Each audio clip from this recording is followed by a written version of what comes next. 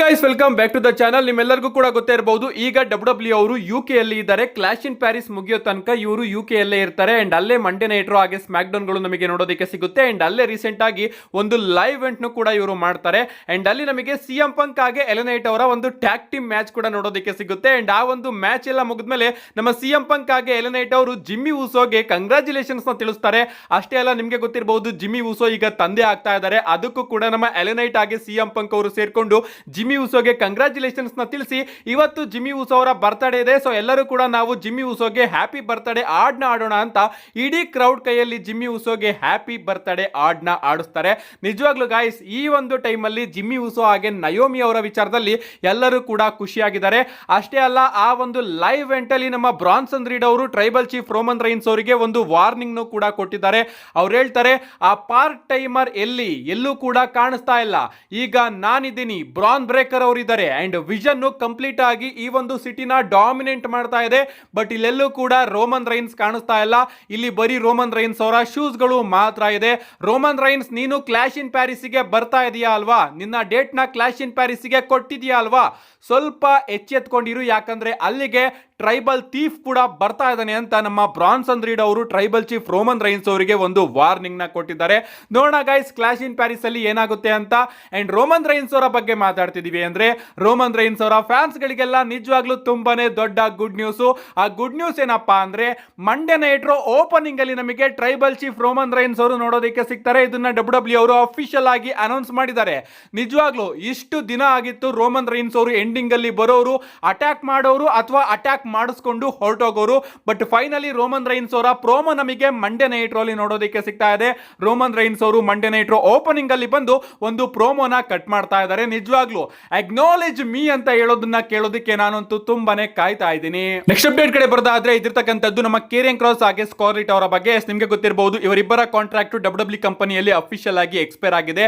And ಈಗ ಇವರು ನಮಗೆ GCW ಅಲ್ಲಿ ತನ್ನ ಡೆಬ್ಯೂನ ಮಾಡಿದ್ದಾರೆ.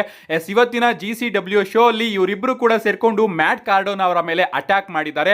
ಸೊ ಕೇರಿಯನ್ ಕ್ರಾಸ್ ಅವರ ಡೆಬ್ಯೂ ಅಫಿಷಿಯಲ್ ಆಗಿ GCW ಅಲ್ಲಿ ನಮಗೆ ನೋಡೋದಕ್ಕೆ ಸಿಕ್ಕಿದೆ. ಅಂಡ್ ಅಲ್ಲಿ ನಮ್ಮ ಕೇರಿಯನ್ ಕ್ರಾಸ್ ಅವರಿಗಂತೂ ಅದ್ಭುತವಾದ ಸಪೋರ್ಟ್ ಕೂಡ ಸಿಗ್ತಾ ಇತ್ತು. ಅಂಡ್ ನಿಜವಾಗ್ಲೂ ನೋಡಿ ಬೇಜಾರಾಯಿತು, ಕೇರಿಯನ್ ಕ್ರಾಸ್ ಅವ್ರನ್ನ ಯೂಸ್ ಮಾಡ್ಕೊಂಡಿದ್ದಿದ್ರೆ ಡಬ್ಲ್ಯೂ ಅವರು ತುಂಬಾ ಚೆನ್ನಾಗಿ ಯೂಸ್ ಮಾಡ್ಕೋಬಹುದಾಗಿತ್ತು. ನೆಕ್ಸ್ಟ್ ಅಪ್ಡೇಟ್ ಕಡೆ ಬರೋದಾದ್ರೆ, ಇದಿರ್ತಕ್ಕಂಥದ್ದು ನಮ್ಮ ಮರ್ಸಿಡೀಸ್ ಮೋನೆ ಅಂದ್ರೆ ಸಾಶಾ ಬ್ಯಾಂಕ್ಸ್ ಅವರ ಬಗ್ಗೆ. ನೀವು ಇಲ್ಲಿ ನೋಡ್ತಾ ಇರಬಹುದು ಸಾಶಾ ಬ್ಯಾಂಕ್ಸ್ ಅವರ ಈ ಒಂದು ಫೋಟೋನ. ನಮ್ಮ ಸಾಶಾ ಬ್ಯಾಂಕ್ಸ್ ಅವರು ಈಗ 9 ಚಾಂಪಿಯನ್ಶಿಪ್ ಗಳನ್ನ ಹೊಂದಿದ್ದಾರೆ. ನಿಜವಾಗ್ಲೂ ಇದು ಯಾವ್ಯಾವ ಚಾಂಪಿಯನ್ಶಿಪ್ ಅಂತ ನನಗಂತೂ ಗೊತ್ತಿಲ್ಲ, ಬಟ್ ಇವರು ಆಗಿಂದನೂ ಕೂಡ ಚಾಂಪಿಯನ್ಶಿಪ್ ನ ಗೆದ್ಕೋತಾ ಬರ್ತಾನೆ ಇದ್ದಾರೆ.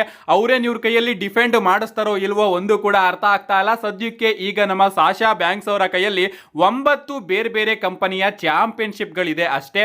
ಸೊ ಇದ್ರ ಬಗ್ಗೆ ನೀವೇನಂತೀರಾ, ನಿಮ್ಮ ಅನಿಸಿಕೆನ ಕಮೆಂಟ್ ಮಾಡಿ. ನೆಕ್ಸ್ಟ್ ಅಪ್ಡೇಟ್ ಕಡೆ ಬರೋದಾದ್ರೆ, ಇದಿರ್ತಕ್ಕಂಥದ್ದು ವೈಟ್ 6 ವರ್ಸಸ್ MFT ಅವರ ಒಂದು ಫ್ಯೂಡ್ ಬಗ್ಗೆ. ರೀಸೆಂಟ್ ಆಗಿ ಒಂದು ಅಪ್ಡೇಟ್ ಬಂದಿತ್ತು, ನಾನು ಕೂಡ ನಿಮಗೆ ತಿಳಿಸಿದ್ದೆ. ಡಬ್ಲ್ಯೂ ಅವರು ವೈಟ್ 6 ಹಾಗೆ ಸೋಲೋ ಸಿಕ್ಕೋ ಅವರ MFT ನಡುವೆ ಒಂದು ಮೆಗಾ ಫ್ಯೂಡ್ ನ ಪ್ಲಾನ್ ಮಾಡ್ತಾ ಇದೆ ಅಂತ.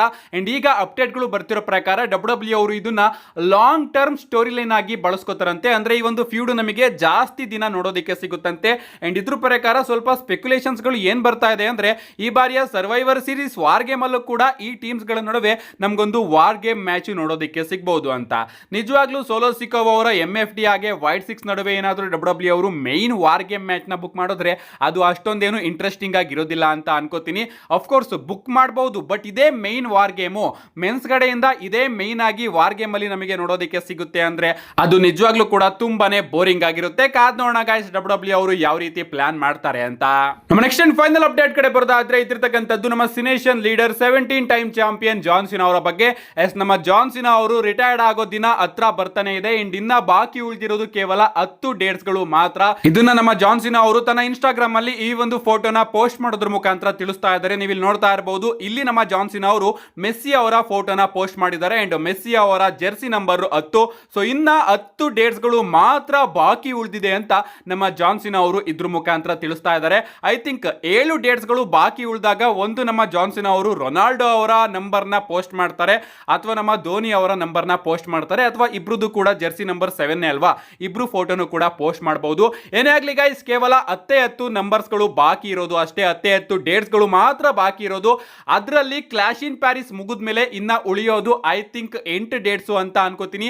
ಆ 8 ಡೇಟ್ಸ್ ಅಲ್ಲಿ 4 ಡೇಟ್ಸ್ ಅಲ್ಲಿ ನಮ್ಮ ಜಾನ್ ಸಿನಾ ಅವರು ಮ್ಯಾಚಸ್ ಗಳಲ್ಲಿ ಕಂಪೀಟ್ ಮಾಡ್ತಾರೆ. Wrestlepalooza, Crown Jewel, Survivor Series, War Game, ಹಾಗೆ ಡಿಸೆಂಬರ್ ನ Saturday Night Main Event. So 4 ಅಪಿರಿಯನ್ಸ್ ಗಳು ಮ್ಯಾಚ್ ಗಳಿಗೆ ಹೋದ್ರೆ ಇನ್ನ ಉಳಿಯೋದು ಕೇವಲ 4 ಡೇಟ್ಸ್ ಗಳು ಮಾತ್ರ. ಆ 4 ಡೇಟ್ಸ್ ಅಲ್ಲೂ ಕೂಡ ನಮ್ಮ ಜಾನ್ ಸಿನಾ ಅವರು ಸ್ಮ್ಯಾಕ್ ಡೌನ್ ಗಳಲ್ಲಿ ನೋಡೋದಕ್ಕೆ ಸಿಗ್ತಾರೆ. ಅದೇ ರೀತಿ ಮಂಡೇ ನೈಟ್ ರೋ ಗಳಲ್ಲಿ ನೋಡೋದಕ್ಕೆ ಸಿಗ್ತಾರೆ.